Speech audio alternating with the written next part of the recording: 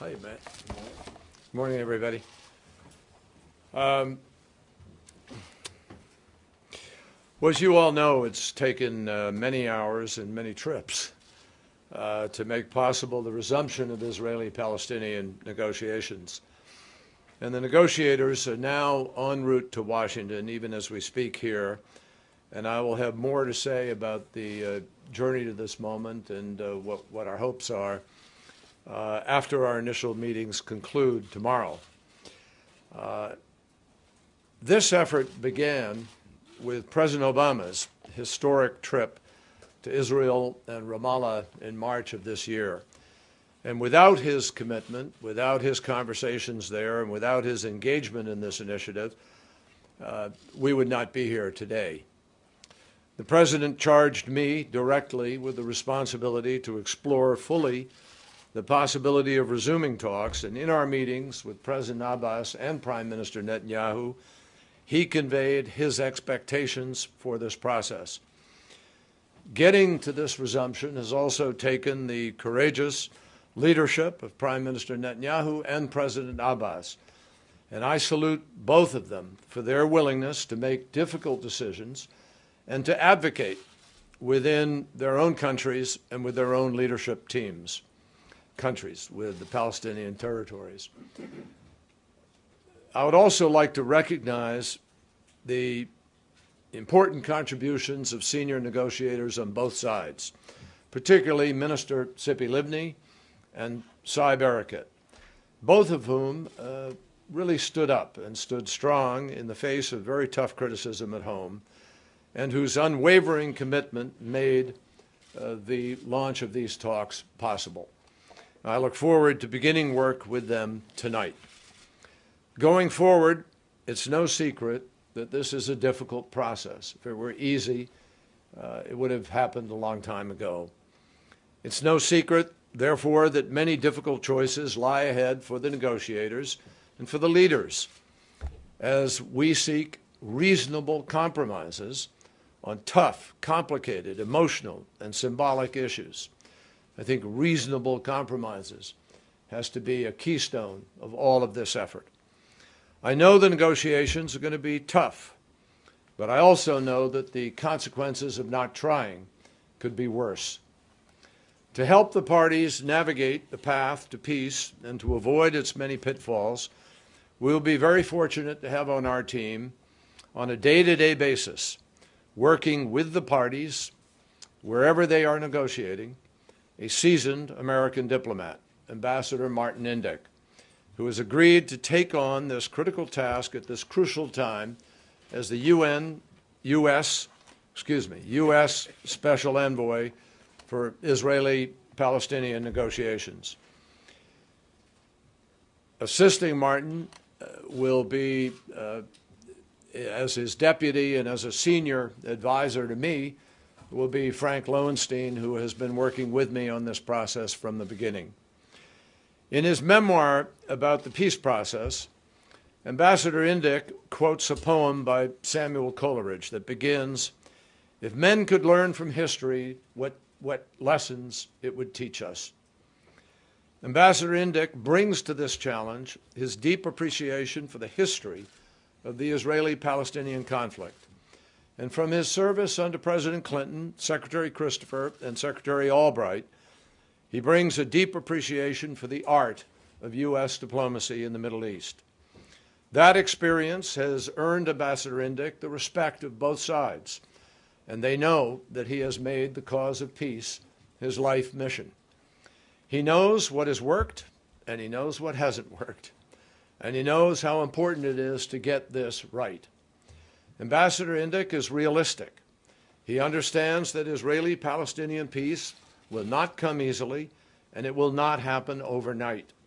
But he also understands that there is now a path forward, and we must follow that path with urgency. He understands that to ensure that lives are not needlessly lost, we have to ensure that opportunities are not needlessly lost. And he shares my belief that if the leaders on both sides continue to show strong leadership and a willingness to make those tough choices and a willingness to reasonably compromise, then peace is possible. So, Martin, I'm grateful that you've agreed to take a leave from your post at the Brookings Institution to serve once again in this most important role, and I know that you are eager to get to work, as am I. Martin, thank you.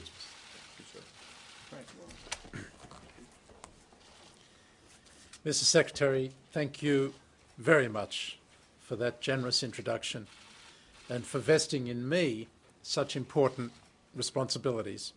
I am deeply honoured to serve you and to serve President Obama in your noble endeavour to achieve Israeli-Palestinian peace.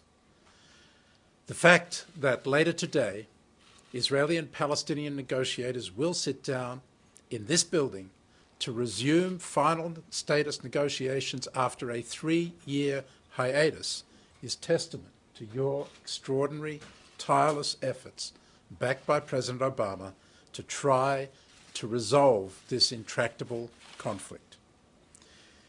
President Obama made the case so eloquently in his historic speech in Jerusalem in March of this year, when he argued to an audience of young Israelis that, quote, peace is necessary, peace is just, and peace is possible. And you, Mr. Secretary, have proven him right. You've shown that it can be done. I couldn't agree more with President Obama. It's been my conviction for 40 years that peace is possible, since I experienced the agony of the 1973 Yom Kippur War as a student in Jerusalem.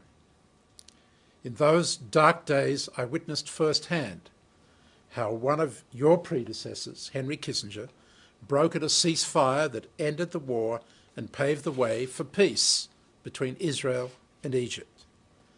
Because of your confidence that it could be done, you took up the challenge when most people thought you were on a mission impossible.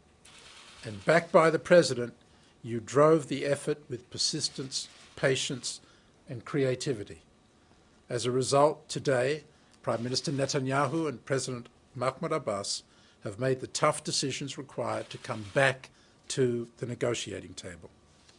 I'm therefore deeply grateful to you and to President Obama for entrusting me with the mission of helping you take this breakthrough and turn it into a full-fledged Israeli-Palestinian peace agreement. It is a daunting and humbling challenge, but one that I cannot desist from. I look forward with great excitement to working with you, President Abbas and Prime Minister Netanyahu and their teams to do our best to achieve President Obama's vision of two states living side by side in peace and security.